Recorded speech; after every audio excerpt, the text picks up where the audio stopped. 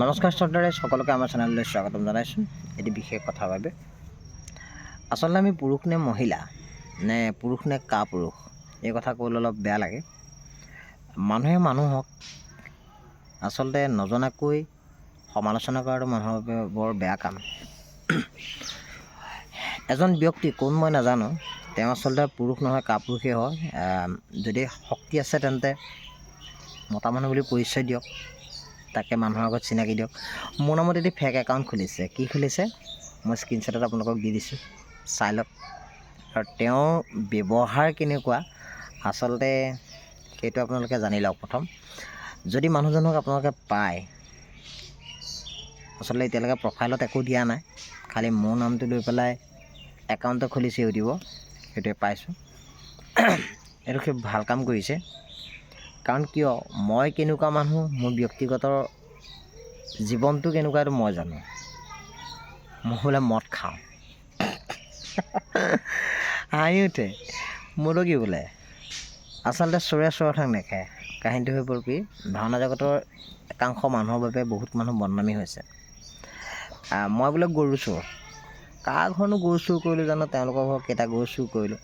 মোকনো কোনে কেইখন ভাওনা দিছে কৰিবলৈ, কিন্তু ভাওনা কৰিছেতো মোৰ চখ, মোৰ প্ৰাপ্যটো ল'ব লাগিব। প্ৰাপ্যটোৱেতো মোৰ কাম বন ক্ষতি কৰি পেলাই ভাওনা কৰিছোঁ। ভাওনা মোৰ জীৱন নহয়, মোৰ দেহাটো ঘূণীয়াই হৈছে। তাৰ বিপৰীতে ৰাতি ৰাতি টোপনি ক্ষতি কৰি জীৱনটো ঘূণীয়া হৈছে। গতিকতে গৰু বোলে গৰু চোৰ, মাত নাকে কাৰণে যায়। সেই প্ৰভু মহাশয়, আপুনি য'তে লুকাই আছে অলপ দেখা দিবচোন। মই আপোনালোকৰ চিনাকি হ'বলৈ খুব মন আছে। কাৰণ কেলৈ, এইদৰে লুকাই চুৰ কৰি চোৰৰ দৰে চুচুক চামাক কৰি কাৰোবাৰ বিৰুদ্ধে কমেণ্ট লিখিলে মানুহ ভদ্ৰতা নুবুজায়, মানুহক অভদ্ৰ বুলিয়ে কয়। আচলতে আপুনি মানুহ হোৱা যোগ্য মানুহেই নহয়, আপুনি প্ৰকৃততে পশু হোৱা যোগ্য। কাৰণ কিয় জানে, চোৰ চোৰেহে কৰে, মানুহে নকৰে। গৰু কাক কয়, গৰুৱে গৰুৰ লগত কথা পাতে। আপুনি গৰু হ'ব লাগিব, তেন্তে মই গৰু কাৰণে মোৰ লগত কথা পাতিছে, আপুনিও গৰুৱে হ'ব লাগিব। কাৰণ গৰুহে গৰুৰ লগত থাকে। মানুহ গৈ পেলাই গৰুৰ লগত শুৱাই জানো গোহালিত? নাথাকে। আৰু এটা কথা কয় এইখিনিতে, গীত কিবা মই শুদ্ধ গাইছোঁ ভুল গাইছোঁ এইটো মোৰ ব্যক্তিগত কথা। ব্যক্তিগত কথা এই যে, যদি ভুল গাইছে মোক 100জন মানুহে ক'ব, আপুনি কোন ক'বলৈ? আপোনাৰ ওপৰতো মই শিক্ষা আহৰণ কৰা নাই যে আপুনি মোক শিক্ষা দিব লাগে।